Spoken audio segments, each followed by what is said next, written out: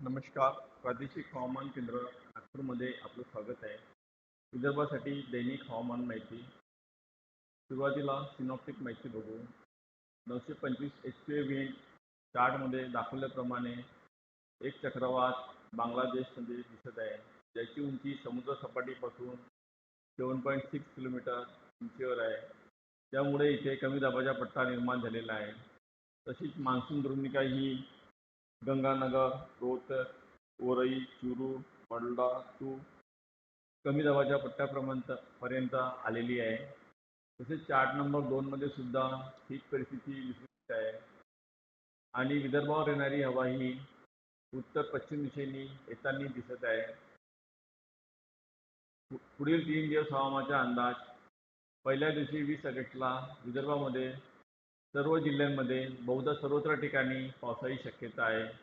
दुसऱ्या दिवशी 21 ऑगस्टला विदर्भामध्ये अमरावती, नागपूर, भंडारा, गोंदिया आणि गडचिरोली जिल्ह्यात बहुधा सर्वत्र ठिकाणी पावसाची शक्यता आहे.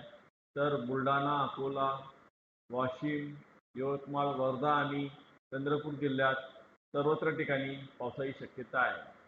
तिसऱ्या दिवशी 22 ऑगस्टला विदर्भामध्ये नागपूर, भंडारा, गोंदिया, चंद्रपूर आणि गडचिरोली जिल्ह्यात सर्वत्र ठिकाणी पावसाची शक्यता आहे. तर बुलढाणा, अकोला, अमरावती, वाशिम, यवतमाळ आणि वर्धा जिल्ह्यात बहुधा सर्वत्र ठिकाणी पावसाची शक्यता आहे. पुढील 3 दिवस हवामानाचा इशारा.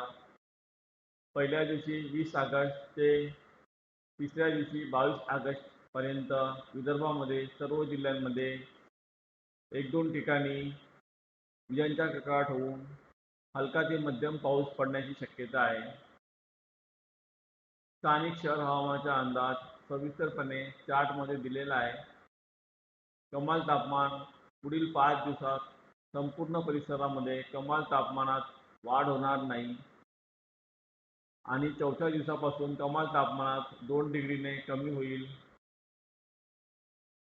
हवामान माहितीसाठी इंस्टाग्राम, ट्विटर, फेसबुक आणि यूट्यूबवर हवामान माहिती बघू शकता. तसेच अँड्रॉइड ॲप डाउनलोड करून मौसम उमांग मेघदूतवर तुम्ही हवामान माहिती बघू शकता.